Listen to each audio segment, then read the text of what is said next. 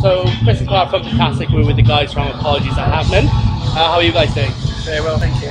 What you said a bit earlier on, absolutely brilliant, man. I mean, really good. Thank you. We had a lot of fun. Yeah. How did your lead show go? Great. Yeah? Pretty much the same, I think. Yeah. I had so much fun at both of them. Like, Yeah. it was good. You got a bit drunk at least. How did you hear that? Twitter. Yeah. It was on your Twitter account, so. Yeah, well, I woke up in the morning and I felt bad about everything. everyone, we played a show in Southend Yeah. last night, and the sound guy at the venue in Southend was like, "Yeah, I heard about you guys at Leeds." Legendary. We have a rep in one day. So was that the Less Than Jake show last night? Something? Yeah. You've been touring with those guys as well. Played the London show with them, is that right? Well, we're doing like 4 shows, but Reading and Leeds are 2 of them. So it's like we're just doing 2 shows aside from that. Okay, cool. Yeah, it's been so awesome with those guys. Yeah. Like, last night in Southend, I just basically watched the whole thing from the side, and I was just so excited watching them play. They've just been doing this for so long. They have still so much energy and passion in what they do. It's totally inspiring. Like they've got as much energy as bands like, you know, half their age. Yeah. I don't know how old they are. I don't want to like just throw an age out and be like, oh, you know, but do you know what I mean? Like they have been doing it a long time and they fucking tear it up, and it's awesome. It's really good. So I mean, like I said, they have been doing it for a long time. Is that something that inspires you guys to? Yeah. So it's Totally. you. I mean, you're not a new band as such, but with your album, you are getting a lot of attention with the album. Yeah, like I mean, we've been going a long time, but to most people, we're a new band essentially. Yeah. Like, but it is inspiring. Like if we're still going in 20 years, I mean, if we're not still going in 20 years, I should say, I don't know what I'll be doing. Yeah. There's no plan B. There's no plan B. No, but it's really exciting because it's just sort of like a testament to that level of commitment. Yeah. And I think like it's probably quite easy to see a band that's been going for that long that don't still have that drive that they do. Like they played a show to like 200 people last night. They don't need to do that. They could have had the day off, slept on their massive bus, drank their ridiculous rider and just hung out all day. But they didn't. They played a show which they totally didn't need to do. And it was just like totally awe-inspiring. Like, absolutely. Guys, looking forward to seeing today. Gonna go watch Gaslight after this. Oh yeah. Definitely. We saw them at Leeds. They're absolutely amazing. Did they play National Anthem at Leeds? No, they didn't. I don't know if they're gonna do that. I didn't know if they played a single song off Single Smith. No, I met Benny. I was very drunk, and I met Benny, the drummer, and I called him out on this. It's like, fuck Really you, man. rudely, because I don't know him at all. Sorry, What do Benny. you think of Tom Gable? I just basically like strolled up to him and I'm like, Benny, you didn't play anything off Sink or Swim. What's going on? And he went, what song would you have chosen for us to play? 1930. And I was like, 1930. I was like, that's the best one. Yeah. Which I said, and then I was like, oh my god. What did he say? I think he sort of agreed a bit. I don't know. I was really drunk. So I'm hoping 1930 today. Yeah. The Gaslight Anthem. If it's been 1930, it's basically because Dedicated to me, basically. if you think about your album for just a sec, London, I mean, it's just really brilliant. I mean, probably one of the best debut albums I've pretty much ever heard. I mean, Thank you very much. how long was that, guys, in making for you? That guy? 6 years. I think it took us that long to work out what we were trying to do. Yeah. I mean, I mean, have you heard the stuff we did before that? Yeah. It's pretty different. Like, I think we settled into something when we did that. And I'm not sure behind the history of Apologies happened, but we were 2-piece before. yeah. So it's been us since like, just me and Josh for since like, I don't know, 2006 or 2007. And it just as a 2-piece, and it was definitely more like folky and more like, I don't know, we got compared to like Early Against Me then, and I think that's totally fair. Yeah, but I that's think, not a bad. yeah, and then like once we got PJ and Joe involved, everything just started to change, and I was just totally happy with that. And but I mean, some of the songs on that record were written over the space of like years. We don't write songs quickly, and you know, there's some songs that I don't know if I can't speak for Dan, but like I started writing them like 3 years before I finished writing it. Like, With that in mind, like what were the records that you were listening to sort of inspired? I mean, it changed. Like, obviously, like saying with the Against Me comparison, we were both very heavily into Against Me for a long time. Alkaline Trio, Boy Sets Fire, Grade, like. Yeah, just I don't know, because it's such a big expanse of time. Like, yeah, all kind of. I mean, there's constants, like I said, like Against Me, Alkaline Trio, Grade. I'd say they're pretty. I listen to them forever for the rest of my life. But it's like it's classic songwriting. It's like it's stuff that you can just read the lyrics and be like, shit, that's totally awesome.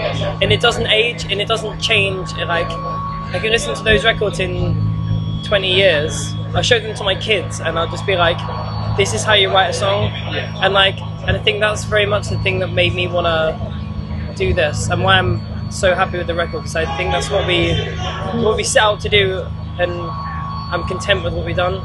And I think there's room for more. And it borrows from other stuff, right? Yeah, like when you're saying you listen to those records that are timeless or whatever, they're timeless because they've just sort of taken something from something before it.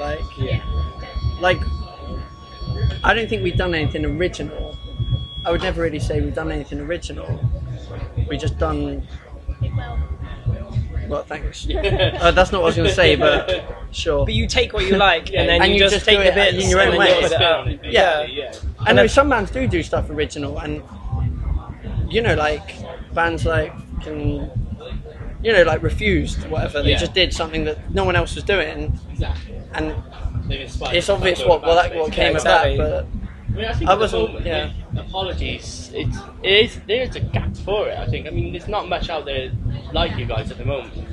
I think probably my favourite song on the album would be the 26. I mean, that's pretty much the most emotionally packed album I think on the album. I mean, if you don't mind saying, what is the story behind that? Because it is, again.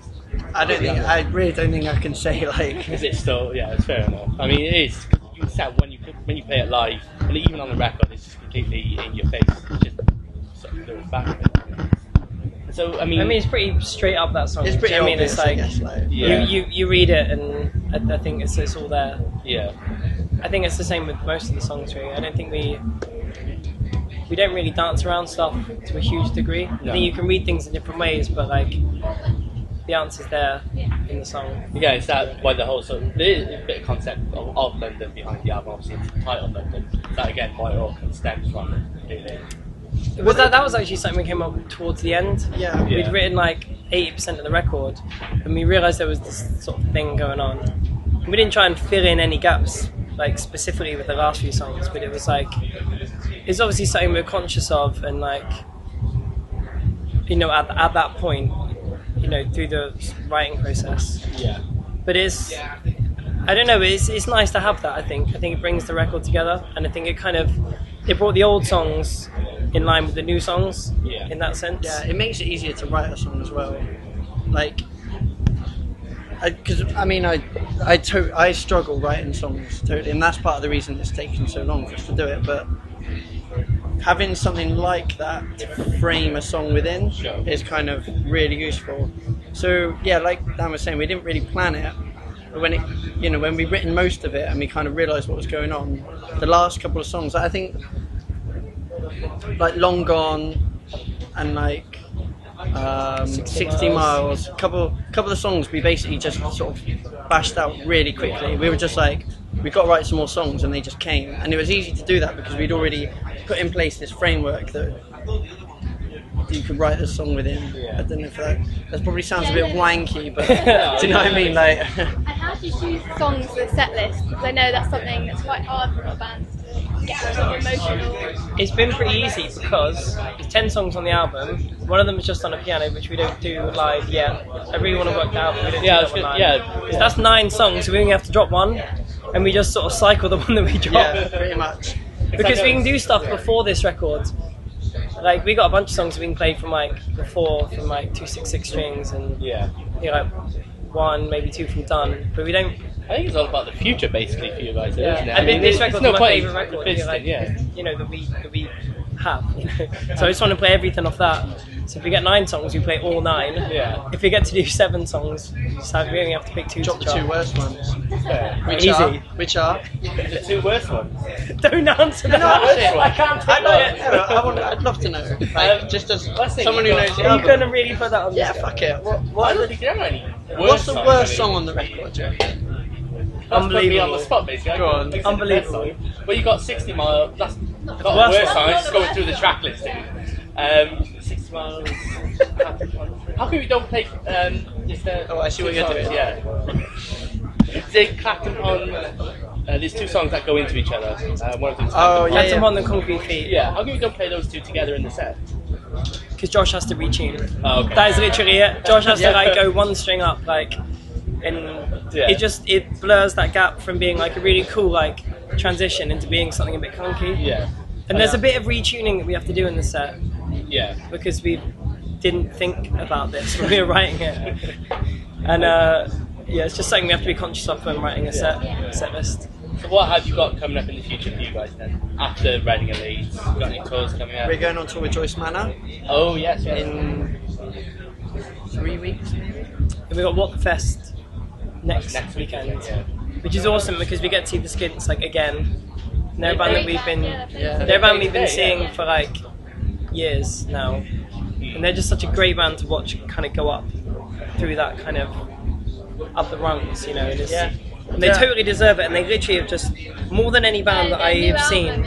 But they just get better, and they get so noticeably better. It's not incrementally. It's like you don't see them for 6 months, and then you're just kind of like, I'm mates with these guys. This is awesome. Do you know what I mean? They're like, so yeah. If you could pick one band, live or dead, who you could tour with at the moment, who would that be?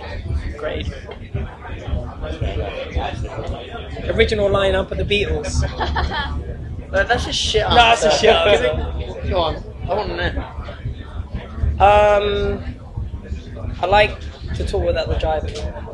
Okay, yeah. Because there's so few bands. Well, I say there's so few, but there's probably shitloads. But in terms of bands that I like, when I watch them play, when there's just that like every single time you see them play, it's just kind of like gut-wrenchingly emotional when they play. It's so passionate. There's no. They literally don't know how to slack off. Yeah. And at the driving are just so intense when they play, and that's like. Did you manage to see them last night? Did you manage to get back to time? We haven't been able to do like watch anything of the kind of Crossover. different Oh, you were- crossover days. So Yeah, it was like when we toured with Avalanche. They don't. It's such an emotional performance, and it's just. I think that's what gets me. There's like, I like that kind of real heavy, depressing shit. That's what I like. I like that emotion, and so at the driving for me. I think we were at the Avalanche show in Barfly in December. I've never heard anything so loud in my life. It was just ridiculous. Which year was that? The Barfly in December. With Avalanche. All right, yeah. Do you know- Fantastic band. Yeah, love them. I honestly reckon Vinny is probably the best like vocalist I've ever played with. The guy is unbelievable, right? His voice. I remember before we did the tour, and we were like listening to the new album, and he does some stuff on that, and we were like, oh, it sounds fucking awesome, but is he actually going to do that live? Yeah. Can you do, is he going to be able to hit those notes? He just fucking does it night after night, and there's nothing to him. He's just like, that's what he does, and he does it absolutely perfectly every time. Yeah. But he's not. The thing that I think is great about him. And this is a massive tangent to the interview. You can cut this. But he doesn't. He's not Please like cut an. this. He's not like an outgoing performer. Yeah. He's very much like. You can tell when he's performing it's for his own satisfaction. Yeah, I agree. And I think that's like a big reflection on us because if we played a show to 5 people, to 1 person, and I was satisfied with how well we played, I could walk away from that and just be like, that was awesome. Yeah. And I think that's something that like Avalanche is very much when they perform it's for them, and people dig it because it's totally awesome. But they don't go to great lengths to draw people in. Like you just have to turn up and love it. Yeah. They don't ask you to do anything. You just turn up and love it, and I think that's totally awesome. Right, and on that, we will let you get off and watch the Gaslight Anthem, because you're doing the sound check Cool. now.